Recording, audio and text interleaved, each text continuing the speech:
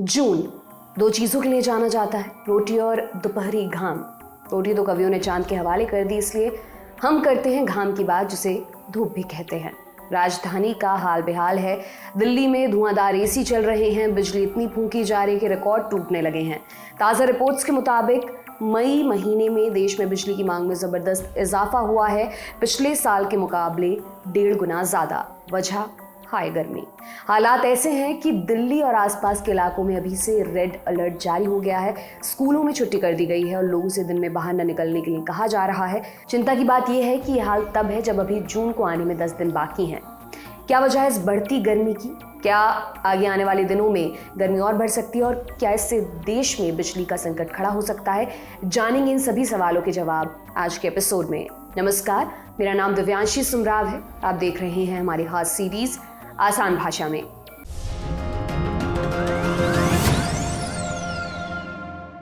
समाजशास्त्र की एक थ्योरी है, थ्योरी ऑफ कन्फर्मिटी एंड डेविएंस, जो कहती है अगर कोई चीज़ अपने सिस्टम के हिसाब से चल रही है तो उसे कोई नोटिस नहीं करता। चीज़ें नोटिस में तब आती हैं जब वो निर्धारित तरीके से कुछ अलग हो जाएं। गर्मियाँ, मौसम या बिजली के मामले में खबरें तभी बनती हैं जब संकट खड़ा होता है।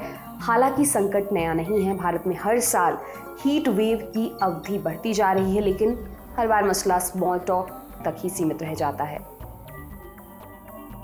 आसान भाषा में कहें तो जब किसी जगह का अधिकतम तापमान नॉर्मल से ज़्यादा हो जाए, ऐसी सिचुएशन को हीट वेव कहते हैं। इसका फॉर्मूला क्या है, इसे भी थोड़ा डिटेल में समझ लेते हैं। इंडिया मेट्रोलॉजिकल डिपार्टमेंट यानी IMD यानी मौसम विभाग ने हीट वेव की निर्धारित परिभाषा बनाई है। इसके लिए IMD ने इलाकों को 3 हिस्सों में बांटा है। प्लेन्स यानी समतल या मैदानी इलाका, कोस्टल यानी समुद्र के किनारे वाला इलाका और हिली यानी पहाड़ी क्षेत्र। प्लेन्स में 2 दिन या उससे ज़्यादा के लिए अगर अधिकतम तापमान 45 डिग्री सेल्सियस से ज़्यादा हो जाए तो इसे प्लेन्स के लिए हीट वेव की स्थिति माना जाता है। अगर ये तापमान 47 डिग्री सेल्सियस से ऊपर हो जाए तो इसे सीवियर हीट वेव कहा जाता है। ऐसे ही कोस्टल और हिली एरियाज़ के लिए भी पैरामीटर्स सेट हैं। अगर कोस्टल एरिया में लगातार 2 दिन या उससे ज़्यादा के लिए अधिकतम तापमान 42 डिग्री सेल्सियस से ज़्यादा हो जाए उसे हीट वेव कहते हैं। अगर ये तापमान 44 डिग्री से पार हो जाए तो उसे सीवियर हीट वेव कहेंगे। पहाड़ी इलाकों के लिए तापमान का क्राइटेरिया और भी कम होता है। अगर किसी पहाड़ी इलाके में लगातार 2 दिन या उससे ज़्यादा के लिए अधिकतम तापमान 35 डिग्री सेल्सियस से ज़्यादा हो जाए, इसे हीट वेव कहेंगे। अगर अधिकतम तापमान 37 डिग्री सेल्सियस से ज़्यादा हो जाए उसे कहेंगे सीवियर हीट वेव। IMD ने हिमाचल प्रदेश, उत्तराखंड, पूर्व मध्य प्रदेश, उड़ीसा, गुजरात, सौराष्ट्र, कच्छ और विदर्भ में भी 25 मई तक हीट वेव की स्थिति बने रहने का अनुमान दिया है। अब सवाल ये कि आखिर ये हीट वेव की समस्या बनती कैसे है? इसके कई कारण हैं। जब किसी इलाके में एटमॉस्फेरिक प्रेशर आसपास के इलाकों के मुकाबले बढ़ जाता है, एटमॉस्फेरिक प्रेशर यानी वायुमंडल का धरती पर लगने वाला दबाव, किसी इलाके का एटमॉस्फेरिक प्रेशर बढ़ने की वजह से हवा उस इलाके में फंस जाती है और तापमान बढ़ने लगता है। इसके अलावा अगर धरती पर बड़े स्तर पर मौसम में बदलाव होते हैं, तब इसी एक इलाके में गर्म हवा का प्रभाव बढ़ जाता है। ऐसी सिचुएशन में भी उस इलाके में हीट वेव की कंडीशन बन सकती है। इसका एक और कारण भी है क्लाइमेट चेंज। भारत में आई इस हीट वेव के पीछे क्लाइमेट चेंज को एक बड़ी वजह माना जा रहा है।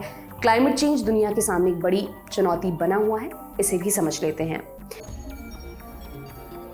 2024 में वर्ल्ड मेट्रोलॉजिकल ऑर्गेनाइजेशन ने भी अपनी एक रिपोर्ट निकाली थी। उसके हिसाब से 2 मुख्य बातें सामने आई हैं। पहली, इतिहास में जब से तापमान का रिकॉर्ड रखना शुरू हुआ है तब से दुनिया के लिए साल 2023 सबसे गर्म साल था। दूसरी बात, इसी साल लू, बाढ़, सूखा और तेजी से बढ़ते साइक्लोन्स की संख्या ने काफ़ी तबाही मचाई।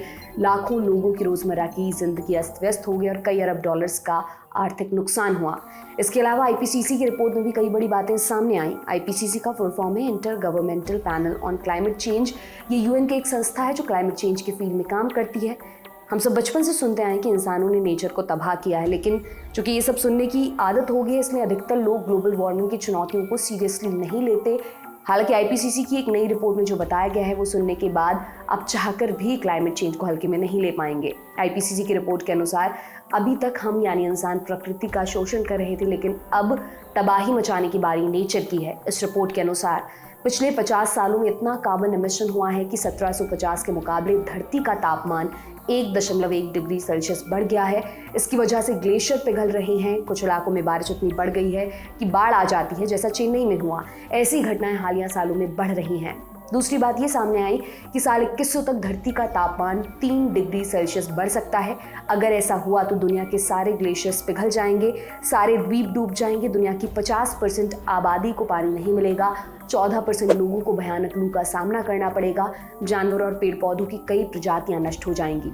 तीसरी बात और भी अहम है, इस रिपोर्ट के हिसाब से भारत में और बड़ी दिक्कत होने वाली है।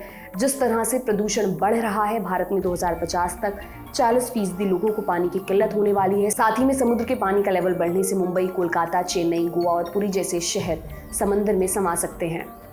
इन सब समस्याओं का समाधान क्या है? भारत क्लाइमेट चेंज के ऊपर काम कर रहा है। इसके ऊपर हमने आसान भाषा में एक एपिसोड में बात भी की है, उसका लिंक आपको डिस्क्रिप्शन बॉक्स में मिल जाएगा। लेकिन फिलहाल बात करते हैं वर्तमान की, जहां गर्मी ने एक और बड़ी समस्या को जन्म दे दिया है। कॉमन सेंस की बात है, हीट वेव की समस्या बढ़ेगी तो कूलिंग अप्लायंसेस का उपयोग भी बढ़ेगा, जैसे एसी, फ्रिज, रूम कूलर आदि। इन सभी वजहों से बिजली की खपत बढ़ जाती है, जैसा इस साल भी हुआ। लेकिन इसमें भी एक पेच है, या यूं कहें तो एक कुचक्र है। इसे भी समझते हैं। साल 2022 में इकोनॉमिक टाइम्स एनर्जी वर्ल्ड में एक आर्टिकल छपा। असल में साल 2022 में भी देश में भीषण गर्मी पड़ी थी। गर्मी ज्यादा थी, इस वजह से बिजली की डिमांड भी ज्यादा थी। 14 राज्यों में पावर क्राइसिस की सिचुएशन बन गई थी। उस वक्त भारत में बिजली बनाने वाले पावर प्लांट्स करीब रोजाना 20 लाख टन कोयला जला रहे थे, जिससे ज्यादा से ज्यादा डिमांड को पूरा किया जा सके। लेकिन सवाल यहाँ पर यह आता है, क्या ये कुचक्र नहीं है? माने हीट वेव के चक्कर में बिजली की डिमांड बढ़ी, फिर इस डिमांड को पूरा करने के लिए और ज़्यादा कोयला जलाया गया, उस कोयले से और प्रदूषण बढ़ा, जो क्लाइमेट चेंज को और बढ़ावा देगा, जिसकी वजह से हीट वेव की फ्रीक्वेंसी और बढ़ेगी। तो अंत में इसका इलाज एक ही है कि हमें रिन्यूएबल एनर्जी पर फोकस करना होगा, जैसे सोलर, विंड आदि। रिन्यूएबल एनर्जी से बिजली बनाने से प्रदूषण नहीं होता है। भारत ने तेजी से रिन्यूएबल एनर्जी के क्षेत्र में काम, लेकिन फिलहाल हम कोयले से बिजली बनाने के लिए मजबूर हैं। बड़ा संकट ये है कि संभव है आने वाले दिनों में कोयले से बिजली बनाने के बावजूद देश में बिजली संकट खड़ा हो जाए। देश में कितनी बिजली बनती है, डिमांड कितनी है, क्या बढ़ती गर्मी के चलते बिजली संकट खड़ा हो सकता है? इन सवालों के जवाब जानने के लिए हमने बात की एक्सपर्ट से, सुनिए उन्हें। इलेक्ट्रिसिटी प्रोडक्शन में इंडिया का स्थान तीसरा है, जो चाइना और अमेरिका के बाद आता है, और हमारा कुल उत्पाद 441.8 गीगावाट है। और अगर हम नीतियों की बात करें तो सन 2030 तक हमें 500 गीगावाट की क्षमता प्राप्त करनी है, जिसमें लगभग 71% जो पावर का प्रोडक्शन है वो फॉसिल फ्यूल पे होता है, जो चिंता का विषय है, जिसे हमें कम करना है और सोलर पावर को इंक्रीज़ करना है। अगर हम बात करते हैं पावर डेफिशिएंसी की, तो पावर डेफिशिएंसी सन 2014 में लगभग 4.5% था, जो आज 1% रह गया है, जो एक काफ़ी अच्छा स्टेप है। ये तो हो गई देश की बात। व्यक्तिगत स्तर पर हम बिजली का बेहतर इस्तेमाल कैसे सुनिश्चित कर सकते हैं, इसे भी जानिए। ये वर्ष 2024 में देश के कुल 441 गीगावाट इंस्टॉल्ड कैपेसिटी से करीब 1700 बिलियन यूनिट बने थे। इसके सामने बिजली की कुल डिमांड करीब 1600 बिलियन यूनिट की थी। इंडिया रेटिंग्स मानता है कि सालाना बिजली की डिमांड 7 से 8% बढ़ती रहेगी, जिसकी पूर्ति के लिए हम देश की थर्मल कैपेसिटी पे निर्भर रहेंगे।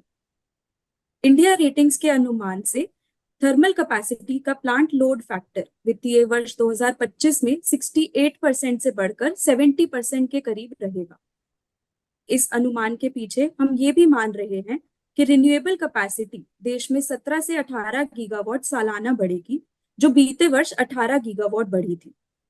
परंतु क्योंकि रिन्यूएबल कैपेसिटी का प्लांट लोड फैक्टर सामान्य रूप से थर्मल प्लांट लोड फैक्टर के 1/3 रहता है और रिन्यूएबल कैपेसिटी दिन के कुछ घंटे उपलब्ध रहती है, बढ़ती हुई डिमांड के लिए हमें देश में थर्मल, न्यूक्लियर और स्टोरेज की कैपेसिटीज बढ़ानी होगी। आप इस बारे में क्या सोचते हैं, हमें कमेंट बॉक्स में जरूर बताएं। बहरहाल इस एपिसोड में इतना ही। ये तमाम जानकारी आपके लिए इकट्ठा की थी हमारे साथी आकाश ने। देखते रहिए दी लंदन टॉक। बहुत बहुत शुक्रिया।